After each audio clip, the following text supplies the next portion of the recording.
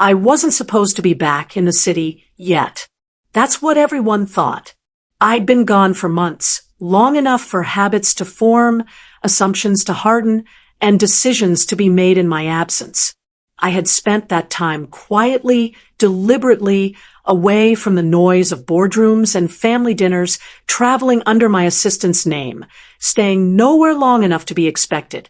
By the time I returned, I wanted to see what the world looked like without my shadow in it. That morning, I stood outside a women's shelter on the east side of the city, holding a paper cup of coffee that had gone cold. I wasn't there for publicity. No cameras. No plaques. I was there because I had decided on my own that before I gave another dollar away, I wanted to look people in the eye again. I wanted to remember why money mattered only when it moved. The shelter smelled like disinfectant and overcooked oatmeal. Children's shoes lined one wall, mismatched and carefully arranged. I remember noticing how quiet it was, not peaceful, but restrained, as if everyone inside had learned not to take up too much space. And that's when I saw her. At first, my mind refused to cooperate. Age does that sometimes. It protects you from recognizing pain too quickly. The girl was sitting on the floor, back against the wall, braiding the hair of a little boy who couldn't sit still. She was thinner than I remembered. Her shoulders were tense in a way no young woman should be. The boy, 6 years old, maybe had my son's ears. My grandson. My granddaughter. I hadn't seen them in nearly a year. I said her name out loud before I realized it. My voice sounded too loud in the room. She looked up, startled, then confused, then pale in a way that made my knees lock. "Grandma?" she said, like it was a question she hadn't prepared for. I crossed the room without thinking. I hugged her. I didn't cry. I looked at her the way I've always looked at people when something is wrong. Directly, carefully, storing every detail. The chapped skin on her hands. The backpack at her feet, bulging, overused. The way the boy leaned into her like she was gravity itself. "What are you doing here?" I asked. She hesitated. That pause told me more than any answer could have. "I'm staying for a bit," she said. "I waited." She added, "We are." I looked at the boy. He smiled at me, wide and trusting, as if this were an adventure and not an emergency. I knelt, so we were eye level. "And where's home?" I asked him gently. He shrugged. "Here, and sometimes the car." That's when I stood up again and turned back to her. "Why aren't you living in your house on Hawthorne Street?" I asked. "The blue one, with the magnolia tree." Her face went completely still. "What house?" she said. The room seemed to tilt just slightly. Not enough for anyone else to notice. Enough for me. In that moment, decades of experience. Corporate negotiations. Hostile takeovers. Family disputes dressed up as love clicked into place. This wasn't misfortune. This wasn't bad luck. This was something else. Something arranged. I didn't ask another question. I didn't demand an explanation. I took out my phone and canceled my afternoon. Then I sat down beside her on the floor of that shelter, with my coat still on, my coffee untouched, and my life suddenly very focused, because someone had made decisions while I was gone, and they had assumed I would never notice. If you're still with me, what happened next didn't involve shouting or miracles, but it did involve consequences. And if you want to understand how I dismantled loud lies, you'll want to hear this all the way through. I didn't tell her who I was there as. Not yet. At the shelter, I was just an older woman with careful shoes and a voice that didn't rush. I learned long ago that people tell you more when they don't feel interrogated. So I stayed. I watched. I volunteered to pour coffee, to hand out fruit cups, to sit with the children while their mothers filled out forms I pretended not to recognize.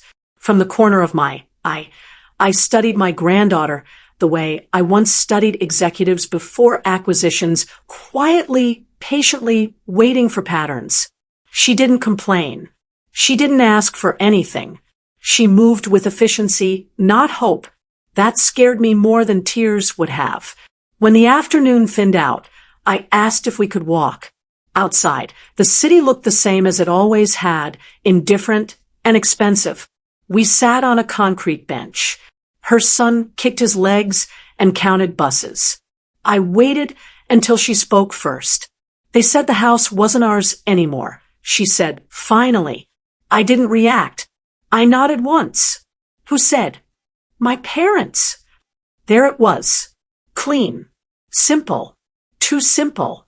I asked questions the way I always do. One at a time, never layered, never emotional. When had she last been in the house? What happened to the furniture? Did she receive notice? Or was it explained to her verbally? Each answer tightened something in my chest, but I didn't let it reach my face. She told me she'd been visiting a friend when the locks were changed, that the garage code no longer worked, that her mother had met her on the sidewalk, arms folded, saying it was complicated and temporary and for the best, that her father had stood behind her mother, silent, nodding, like he always did when he wanted to disappear inside her decisions. I knew that posture. I had raised it. What about the trust distributions? I asked casually. Her brow furrowed. They said it was paused, that you'd approved it. I looked away then, just long enough to keep my voice steady. I had approved no such thing. The Hawthorne Street house wasn't symbolic. It was strategic. I'd placed it in my granddaughter's name when she became pregnant, not as a gift, but as insulation, a property with no mortgage, no liens, maintained by a third-party firm, untouchable without noise. Or so I had believed. After I left the shelter that evening, I didn't go home. I went to a hotel. From there, I made exactly 3 phone calls. Not to lawyers, not to bankers, to people who notice things. By midnight, I knew this much. The house had not been sold. It had not been foreclosed. It was still standing, still insured, still occupied. Just not by my granddaughter. The utilities were active. The property taxes current. The address had quietly been rerouted for mail forwarding to a P.O. box I didn't recognize. That kind of maneuver isn't bold. It's cautious. The kind done by people who think the clock is on their side. The next morning, I drove past Hawthorne Street myself. I didn't park. I didn't stop. I slowed just enough to see the curtains. New ones. White. Too white. The magnolia tree was still there, pruned more aggressively than I liked. Someone was living carefully in a house that didn't belong to them. Back at the shelter, I brought dinner.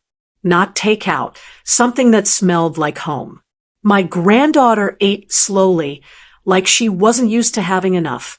Her son fell asleep against my arm. That's when she asked the question she'd been holding all day.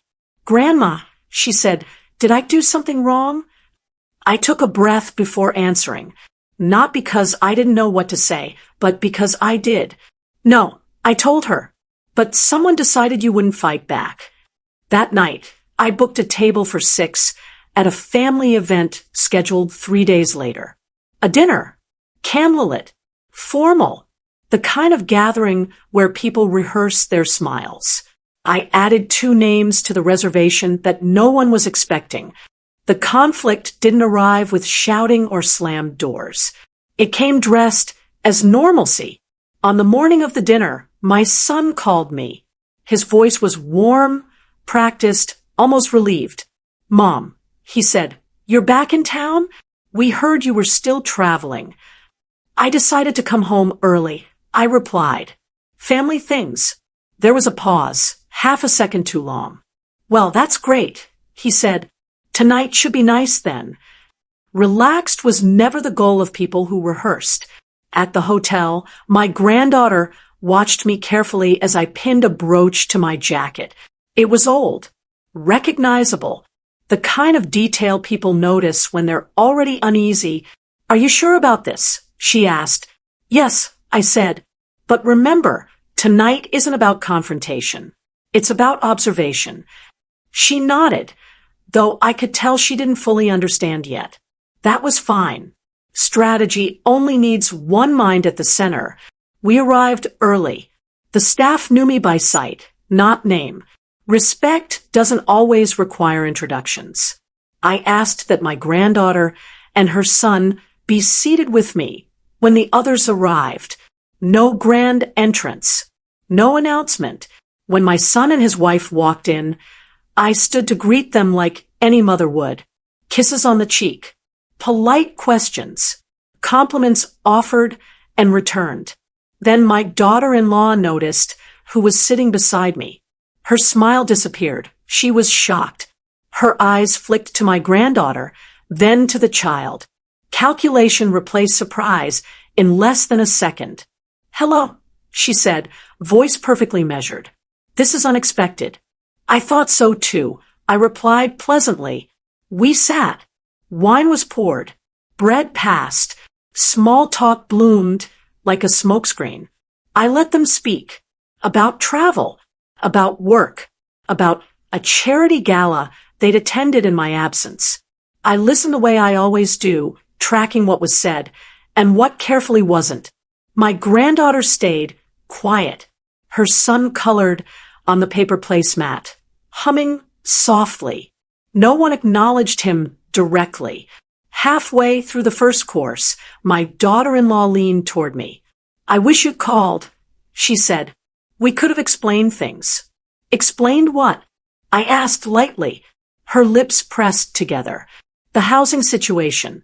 It's been complicated." I nodded. It usually is when people act without authority. My son shifted in his chair. He cleared his throat.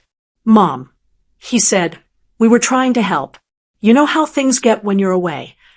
I looked at him then. Really looked. Older. Softer. Still avoiding the center of the problem. "Help is transparent," I said. "Control is quieter." No one spoke for a moment. The waiter appeared, sensed something, retreated. My daughter-in-law recovered quickly. She always did. "We're family. There's no need to make this uncomfortable," she said. I smiled. "I agree, which is why I won't." I turned to my granddaughter. "Tell me," I said gently, "how long have you been at the shelter?" Her mother inhaled sharply. "Mom," my son said, too late. "For months," my granddaughter replied. Her voice didn't shake. "Almost 5. The air changed. Not dramatically, but decisively. Plates cooled. Shoulders stiffened. "I didn't know it had gone on that long," I said calmly. "That must have been hard." "It was temporary," my daughter-in-law said quickly. She misunderstood. I held her gaze. "Then you'll be relieved to know she won't be there tonight." My son frowned. "What do you mean?" "I mean," I said, folding my napkin, "that arrangements have been made. Not a threat. Not a promise. Just a fact." This was the moment the conflict surfaced. Not in volume, but in posture. My daughter-in-law leaned back, assessing. My son leaned forward, confused. My granddaughter stayed still. The meal continued, but no one tasted it anymore. Dessert arrived untouched. By then, everyone knew the evening wasn't going the way they'd planned, but no one could quite identify where they'd lost control. That's the danger of subtle shifts. You don't feel them until you're already standing on different ground. My daughter-in-law was the first to test me. She said, sweetly, "We've always respected your wishes.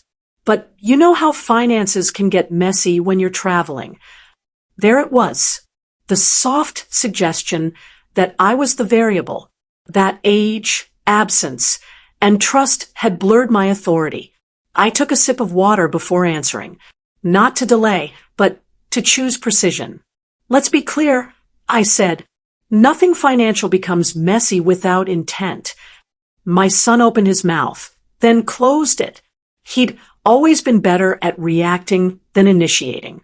I turned my attention fully to his wife. You told my granddaughter the trust distributions were paused with my approval. She didn't deny it. That told me everything. We thought it was implied, she said. You want oversight. I see, I replied. And the house? Another pause. This one longer. We're staying there temporarily, she said. It made sense. The space was wasted. The word wasted landed exactly where I expected it to. I nodded slowly. Then let me explain what else has been wasted. I gestured gently to my granddaughter. 5 months of stability for a child, a sense of safety for a young mother, and something you may not realize yet, your own credibility. Her jaw tightened. You're overreacting. No, I said, I'm recalibrating. That's when I shifted the stakes. I didn't come back to reclaim property. I continued. I came back because I was invited into a shelter by people who didn't know who I was. And I saw what happens when systems are nudged by family members who assume immunity. My son finally spoke, voice strained. Mom, what are you saying? I'm saying that your daughter has been living as if she has no safety net, while you slept in a house that was never yours. Silence again, this time heavier. I didn't raise my voice. I didn't accuse. I laid out facts like weights, one by one, letting gravity do its work. I'm also saying that the decisions you made while I was away were based on the assumption that I would return quietly, that I would smooth things over, that I would prioritize comfort over correction. My daughter-in-law laughed softly. A reflex. You're making this into something it isn't. That's possible, I said, which is why I won't argue. I reached into my bag, not for papers, not for proof, just my phone. I've arranged housing, I said, turning to my granddaughter. Not as a favor, as a restoration. Her eyes filled, but she didn't cry. And I've begun reallocating my time. I continued looking back at my son and his wife, toward causes that require transparency, including family ones. That was when I saw it, the flicker of real concern. Not fear. Not guilt. Risk. My daughter-in-law understood systems. She understood reputation. She understood how quickly doors close when people stop returning your calls. You wouldn't. After everything, she said quietly. I tilted my head. After everything, I repeated, I must. The stakes were no longer about a house.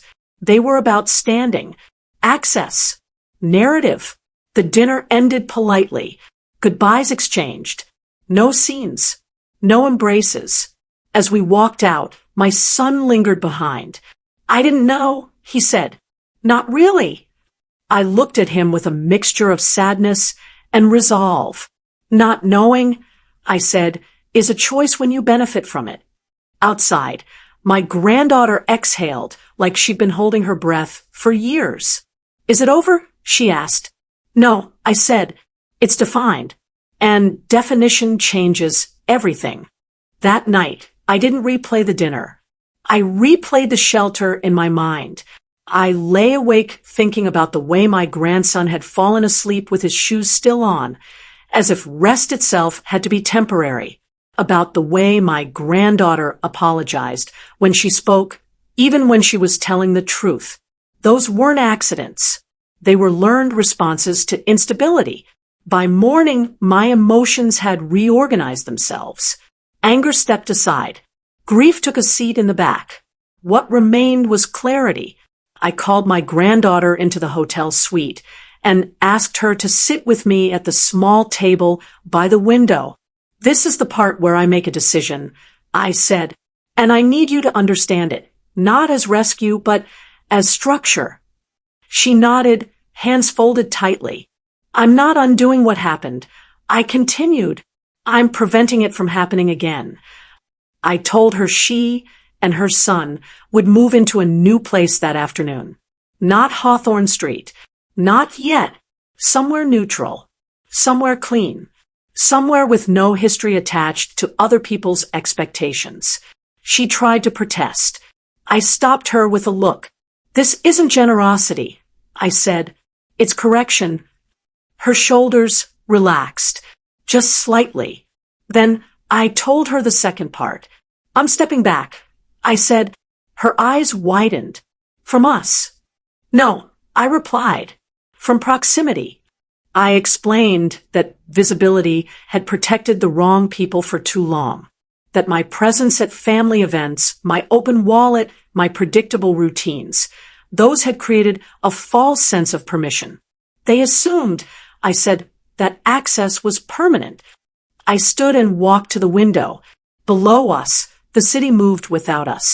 "I won't remove myself from your life," I said, "but I will remove myself from the center of theirs." That was the decision. Not revenge. Not punishment. Repositioning. That afternoon, I accompanied my granddaughter to the new apartment. Modest. Sunny. Close to a school and a park. The lease was in her name. Utilities arranged. No intermediaries. No commentary. I watched her place her son's backpack by the door like it belonged there. That night, my phone rang twice. The first call was my son. I didn't answer. The second was his wife. I let it go to voicemail. Instead, I opened my calendar and began doing what I do best, planning forward. I declined invitations, redirected donations, changed the way my time appeared to the public eye. I didn't announce anything. I didn't explain. Absence can be louder than confrontation when it's intentional. A week later, my granddaughter told me her parents had shown up unannounced at her old place, the shelter, only to be told she'd left days ago. They were angry, she said. Confused. Good, I replied. Confusion precedes accountability. I felt no triumph, only balance. This was the emotional shift, the moment I stopped needing them to understand. I no longer cared whether my son recognized his failure or whether his wife reframed the story in her favor. What mattered was that the ground beneath my granddaughter's feet was solid again, and that the people who had assumed control now had none. People don't seize control out of nowhere. They do it when they're afraid of what happens if they don't. That understanding came to me slowly, not through confrontation, but through pattern. Once I stepped back, the noise around my son and his wife didn't quiet, it fractured. Stories began to leak, not to me directly, but sideways, the way truth often does when people are trying to manage it. I heard about the dinners they canceled, the friends they stopped inviting over, the explanations that grew longer, then sharper. She's being difficult. She's confused. She's always been emotional. They weren't talking about me. Not really. They were talking about my granddaughter. And that's when I saw it clearly. Control had never been about the house. It had been about authorship. For years, my daughter-in-law had curated a version of our family that positioned her at the center, capable, composed, indispensable. My son fit neatly beside her, agreeable and relieved to let someone else steer. And I, in their version, was a distant benefactor, wealthy, aging, grateful someone else was handling things. As long as that narrative held, so did their influence. But my granddaughter disrupted it simply by existing independently. A young woman with assets in her name. A mother who didn't need permission. A reminder that the family's future didn't run exclusively through my son and his wife. That kind of reality terrifies people who rely on leverage. I remembered moments I dismissed before. My daughter-in-law insisting on being present for every discussion involving money to help explain her habit of speaking for my granddaughter, even when she was in the room. The way she framed decisions as emergencies that required immediate compliance. Those weren't acts of care. They were acts of containment. Once my granddaughter was pushed out of Hawthorne Street and into instability, the story could be rewritten. She became irresponsible, unreliable, someone who needed supervision, someone whose assets could be protected by people who just happened to benefit from that protection. And as long as I was away, distracted, generous but distant, the story held. That's why they didn't want me back early. That's why they framed everything as temporary, misunderstood, for the best. They weren't trying to hurt her. They were trying to control her. I saw the same instinct surface after the dinner. My son sent a long message. Careful, apologetic in tone, vague in substance. He spoke about intentions, about stress, about how things had gotten away from them. Not once did he say choice. His wife, on the other hand, sent nothing. Silence can be its own form of narrative control. If you don't speak, you can later claim you were never given a chance. I didn't respond to either of them. Instead, I watched how they behaved without access. They tried to reach my granddaughter directly. She didn't answer. They tried to frame concern as urgency. She held her ground. And slowly, they did something revealing. They began telling people she was keeping the child from them. That was the pivot, from caretakers to victims, from authority to grievance. It confirmed everything. They didn't want reconciliation. They wanted moral high ground. They wanted to be seen as reasonable parents dealing with an unstable daughter, not adults who had displaced their own child for convenience. That's when my calculation finished forming. I didn't need to correct their story. I needed to outlast it. Narratives require repetition to survive. They require witnesses willing to echo them. And most importantly, they require access to the people they describe. I removed all three. My granddaughter lived quietly, consistently. No drama, no public statements. Her son enrolled in school, made friends, thrived, and I remained absent, publicly uninterested in family explanations. The story they were telling had nowhere to land. Control, I realized, isn't about force. It's about framing. And once you remove the frame, the picture collapses on its own. Power doesn't announce itself when it's doing real work. It rearranges the environment so thoroughly that by the time people notice, they're already reacting instead of directing. That's what I focused on next. Not them, but the space around them. I didn't speak publicly. I didn't correct rumors. I didn't defend my granddaughter. Defense invites debate, and debate feeds narratives. Instead, I adjusted my patterns in ways only attentive people would notice. I stopped attending events where my son and his wife were present, not pointedly, just consistently. When invitations arrived with both our names, I declined without explanation. When asked privately if something was wrong, I answered honestly but narrowly. I'm prioritizing differently. I said, that sentence did more than any accusation could have.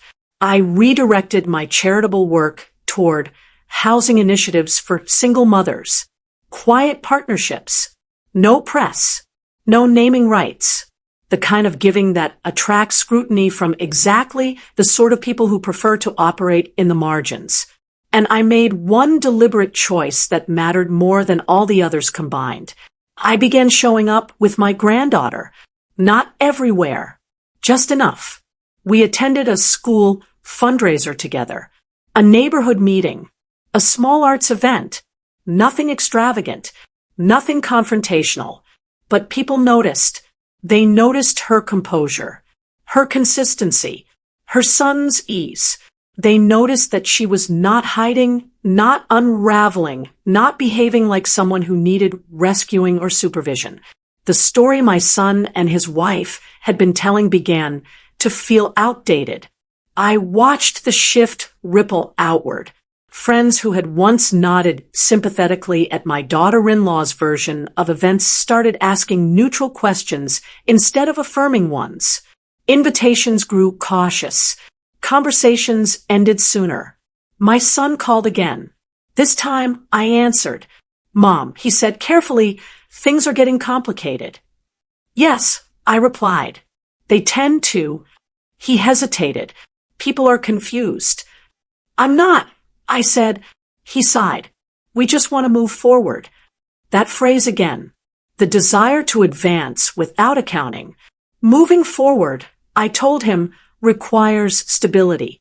And stability comes from truth, not urgency. He didn't argue. That told me he was beginning to see the cost. Meanwhile, my granddaughter settled into her routines. She didn't ask me for updates. She didn't ask what her parents were saying. She focused on her life, her child, her work. That restraint was powerful because the absence of reaction is deeply unsettling to people who rely on control. My daughter-in-law finally reached out, not to me, but to someone else, a mutual acquaintance. She framed it as concern. "She's being influenced," she said. "She's not herself." I smiled when I heard that. Influence is what people accuse you of when their own leverage disappears. By then, the environment had shifted enough that nothing she said could regain traction. There were no documents to wave, no dramatic incidents to point to, just a calm young woman and her child living visibly well, and an older matriarch who had stepped out of the spotlight without relinquishing authority. That's when patience did what pressure never could. Doors didn't slam shut. They simply stopped opening. The moment consequences become visible is rarely dramatic. It arrives as inconvenience, a delay, a miscommunication, an invitation that never comes. That's how it started for them. My son mentioned, offhandedly, that a business partner had postponed a meeting. Then another. He said it casually, but I could hear the strain beneath the words. His wife stopped attending certain social functions altogether. When she did appear, she stayed close to familiar faces, no longer hosting, no longer guiding the room. Their ground was moving, not because I pushed, but because I stopped stabilizing it. For years, my presence had functioned as reassurance. People assumed alignment. They assumed continuity. When I removed that assumption, others began reassessing their own positions. Not out of loyalty to me, out of caution. My granddaughter felt it too, but differently. One afternoon, she told me her mother had shown up at her door. Not angry, not emotional, polite, measured. She said she wanted to talk. My granddaughter said, "Just us." And, I asked. I said no. Her voice didn't waver. That mattered. She said I was being unreasonable, she added, that I was making things harder than they needed to be. I nodded. That's what people say when they're used to shortcuts. The next shift came quietly. A family friend, someone who'd known my son since childhood, called me. "I don't want to be in the middle," he said, "but things are unclear." "They usually are," I replied. He paused. "Is there something we should know?" I considered my answer carefully. "There's nothing you need to know," I said. "Only something you should observe." That was enough. Observation is dangerous when it replaces assumption. After that, the story my daughter-in-law had built began collapsing under its own weight. Without my endorsement, without my presence, it sounded like what it was: defensive, overexplained, reactive. People didn't confront her. They simply disengaged. And disengagement is terrifying to those who depend on attention to maintain control. My son came to see me in person. He looked smaller than I remembered. "I think we made mistakes," he said. "Yes," I replied. "We didn't think it would go this far." "Few people do," I said. "That's why it does." He rubbed his hands together. "What do you want?" That question told me everything. "I want nothing," I said. I already have what matters. He looked confused. Your daughter is safe, I continued. Your grandson is stable. And you are finally experiencing the consequences of choices you avoided owning. He swallowed. Is there a way back? There's a way forward. I said, they're not the same. He didn't press. By then, my granddaughter had been offered a new position at work, a small promotion, nothing flashy but earned. Her life was expanding naturally without intervention, and her parents could feel it. They were no longer gatekeepers. They were observers. People who lose control rarely accept it quietly. They test the edges one last time, hoping to find a weakness they missed. That final test is almost always what seals their outcome. My daughter-in-law made hers on a Sunday afternoon. I wasn't there when it happened. That detail matters, because by then, she wasn't reacting to me. She was reacting to the vacuum I'd left behind. She went to the shelter, not to help, not to donate, to ask questions. She framed it as concern for her daughter's well-being. She implied instability. She hinted, carefully, that there might be legal implications if certain patterns continued.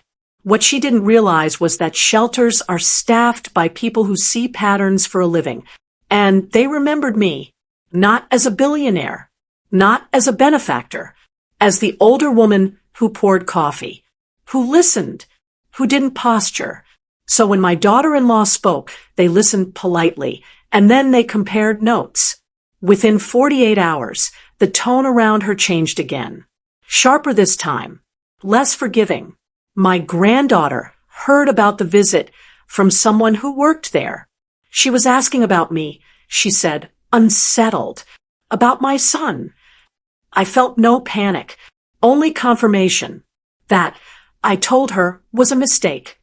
Because once you involve third parties without cause, you create records, not on paper, but in memory.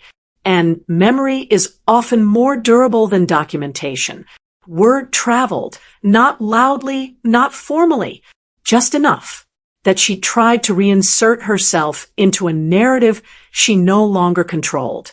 That she'd framed concern where none was warranted. That she'd misjudged the room. My son called that night. She went too far, he said quietly. Yes, I replied. And she did it alone. He exhaled. I didn't know she was going to do that. I know, I said. That's the problem. That was the final miscalculation, believing she could escalate without consequence, that authority could be reclaimed through implication rather than repair. It never works. After that, things didn't explode. They resolved. Invitations stopped entirely. Conversations cooled. People who once deferred now observed from a distance. My daughter-in-law's confidence didn't shatter, but it narrowed, publicly composed, privately constrained. And my son, for the first time, began making decisions without her leading sentence. Too late to reverse the outcome, but not too late to learn from it. My granddaughter didn't celebrate. She didn't retaliate. She simply continued living well. That consistency became the closing argument no one could refute. The family event we'd attended weeks earlier felt like another lifetime. Because the truth had settled. Control had been mistaken for care. Silence for permission. Absence for weakness. And the people who'd relied on those mistakes were now standing in a world that no longer accommodated them. Distance doesn't always mean separation. Sometimes it means clarity. By the time I made the final adjustment, no announcement was necessary. The shift had already been felt. I simply aligned my actions with the reality everyone now understood, but no one wanted to name. I moved. Not far. Not dramatically. Just enough. A different residence. A different rhythm. Fewer shared spaces where history tried to reassert itself. I didn't tell my son ahead of time. I didn't explain. I let the change speak for itself. He noticed, of course. They always do when access disappears. He came by unannounced one afternoon, standing in the lobby like someone who'd missed a step he thought was still there. "I didn't know you'd relocated," he said. "I didn't know I needed to inform you." I replied gently. We sat, spoke about neutral things. The weather, his work, his health. He never mentioned his wife, and I didn't ask. That omission carried more meaning than any confrontation could have. Over time, our interactions became structured, scheduled, polite, appropriate. My daughter-in-law never visited. That, too, was a decision. She sent messages, instead, carefully worded, emotionally tidy. Invitations to lunch, offers to reset. I declined them all with the same response. I'm comfortable with how things are. Comfort, I've learned, is threatening to people who rely on leverage. My granddaughter flourished in the space distance created. Her home became a place of routine rather than recovery. Her son stopped asking if they'd have to leave again. That alone justified every decision I'd made. We had dinner together once a week. Just us. No explanations. No postmortems. We talked about school projects and grocery lists and plans that assumed continuity. Normal is powerful when it's been withheld. I heard through quiet channels that my daughter-in-law was frustrated, that she felt excluded, that she believed I was punishing her. I wasn't. Punishment seeks reaction. I sought resolution. My son adjusted slowly. He learned to ask rather than assume, to show up without expectations. He never challenged my boundaries again. That told me he understood, even if he couldn't say it. As for Hawthorne Street, the house remained where it was, untouched by drama, returned to its intended purpose, occupied by no one who needed control to feel secure. Distance had done what confrontation never could. It had clarified roles. Time didn't heal what happened. It clarified it. That distinction matters, because healing implies forgetting, smoothing, excusing. What occurred in my family didn't need to be softened. It needed to be understood, then placed where it could no longer cause damage. Months passed, quietly, properly. My granddaughter built a life that didn't require permission. Her son learned which drawer held the forks, which nights were bath nights, which grown-ups showed up when they said they would. Stability stopped being an aspiration and became an expectation. That was the real ending, not a confrontation, not an apology staged too late to matter. Consistency. My son and I maintained our distance with civility. We spoke occasionally. He never asked for things anymore, only updates. That told me he had finally separated love from entitlement. His wife remained on the periphery, not banished, not humiliated, just no longer central. And that, for someone like her, was the consequence that fit the choice. I didn't reclaim Hawthorne Street with ceremony. I didn't restore it as a symbol. It returned quietly to its original purpose, security without spectacle. The magnolia bloomed again the following spring, unbothered by who had tried to control the ground beneath it. As for me, I returned to my work with a sharper lens. I continued donating to shelters, but differently now. I funded systems that reduced dependency, not ones that managed desperation. I sat in rooms where no one knew my net worth and listened to people who had lost far more than money. That experience changed me, not by making me softer, but by making me more exact. People assume revenge is loud, that it requires exposure, humiliation, or force. It doesn't. Real revenge, if you insist on calling it that, is living in a way that removes someone's ability to harm again. It's correcting the environment so the same behavior can't reproduce. No shouting, no miracles, just consequence. The last time I saw my daughter-in-law was at a public event months later. We exchanged pleasantries, Nothing more. Her smile was polite, measured. She understood now. Not everything that's taken can be kept. Not every story can be controlled. And not every absence is a loss. Some are a boundary, finally respected. If you've stayed with me this far, I'll leave you with this. Pay attention to who benefits from your silence. Notice who panics when you stop explaining. And remember, power doesn't always look like action. Sometimes it looks like restraint placed precisely where it belongs. If this story made you think differently about family, control, or strength, drop a comment. Share it with someone who understands that dignity doesn't need to shout. And if you want more stories like this, grounded and unapologetically observant, stay with me.